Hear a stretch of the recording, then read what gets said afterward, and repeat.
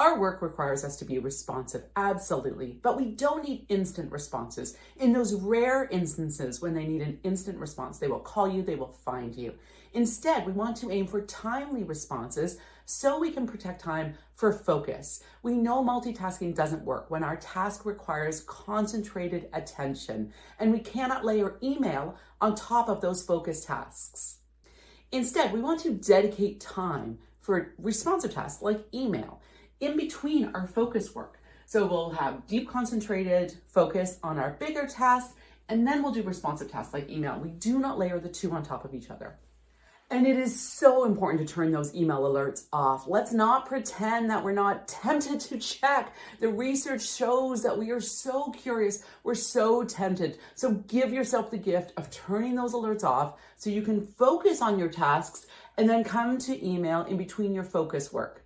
And when you open an email, apply the do it now approach, whether that's read it or delegate it or respond to it, whatever the task is. If it's a short task, less than 5 minutes or so, do it now. Resist the need to have to come back and read that email a second time, which adds way too much redundancy to your day, to your week, to your year, and you don't have time for redundancy.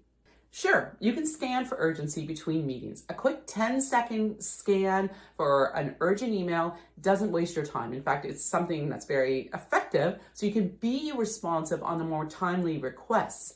But if you're going to click on an email to read it, then you want to deal with it. Use the do it now approach. And of course, for the bigger tasks that you don't have time to do right now, add those to your MAP, your main action plan, otherwise known as your to-do list.